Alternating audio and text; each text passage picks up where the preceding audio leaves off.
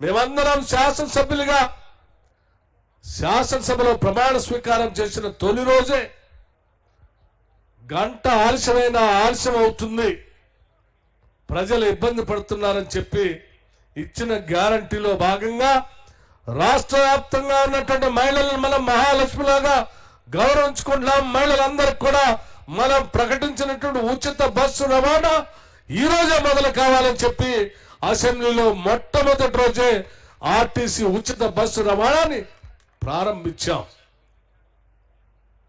అదే రోజు అనేక మంది పేద బడుగు బలహీన వర్గాలకు సంబంధించినటువంటి ప్రజానికం పెరిగినటువంటి వైద్య ఖర్చులను దృష్టిలో పెట్టుకొని 5 లక్షల రూపాయలు సరిపోవట్లేదు కాబట్టి దానిని 10 లక్షలు చేస్తామని చెప్పాం.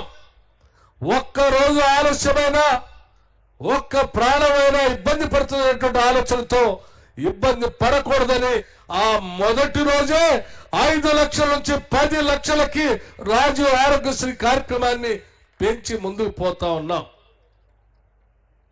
దానితో పాటు గ్యాస్ సిలిండర్లకు సంబంధించి 500 రూపాయలకే అర్హత కలిగినటువంటి వాళ్ళందరికీ ఇస్తా ఉన్నాం.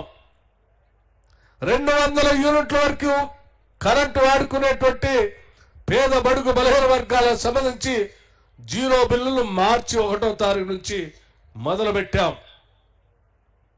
యావత్తు నడిచిన ప్రతి కార్యక్రమంలో భాగంగా చూసిన ప్రతి దగ్గర పేదవాళ్ళు అడిగినటువంటి ఇళ్ల సమస్యను పరిష్కరించడం కోసం పార్లమెంటు ఎన్నికల కంటే ముందే ఇందిరమ్మ ఇళ్లకు సంబంధించి ప్రతి శాసనసభ నియోజకవర్గంలో కనీసం 3500 ఇళ్లకు తగ్గకుండా రాష్ట్ర వ్యాప్తంగా మొదటి సంవత్సరమే 4,50,000 ఇళ్లు కట్టాలని, ప్రతి ఇంటికి 5 లక్షల రూపాయలు ఇవ్వాలన్నటువంటి నిర్ణయం చేశాం. ఈ ప్రభుత్వ పరంగా కొద్ది రోజుల్లోనే ప్రతి శాసనసభ నియోజకవర్గంలో 5 లక్షల రూపాయలతో ఇందిరమ్మ ఇల్లు 2 గదుల ఇల్లు కార్యక్రమాన్ని లిస్టు శాంక్షన్ చేసి పనులు చేసేటువంటి కార్యక్రమం కూడా మొదలవుతుందని ఈ పిప్పిరి గ్రామ ప్రజానికం ద్వారా రాష్ట్ర ప్రజలకి తెలియజేస్తా ఉన్నాం.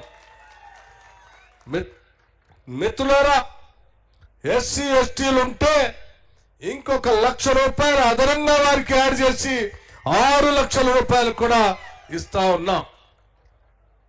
ఇది మన ప్రభుత్వం, ప్రజల ప్రభుత్వం. ఇది వచ్చే ప్రతి రూపాయి కూడా ప్రజలకే ఉపయోగపడాలన్నటువంటి ఆలోచనతో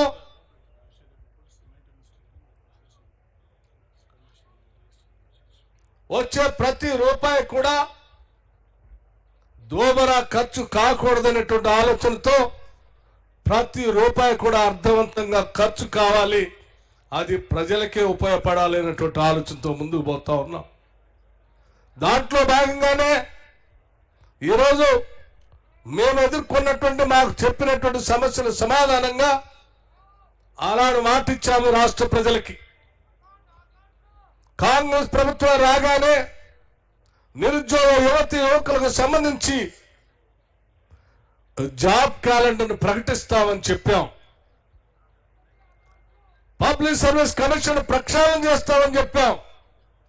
చెప్పినట్టుగానే ఇప్పటికే పబ్లిక్ సర్వీస్ కమిషన్ ప్రక్షాళన చేయటమే కాదు, గ్రూప్ 1 పరీక్షల్ని ఒక్క పేపర్ కూడా లీక్ కాకుండా ఈరోజు పరీక్షలు నిర్వహించి ఈ రాష్ట్ర ప్రజలకు చూపించాం.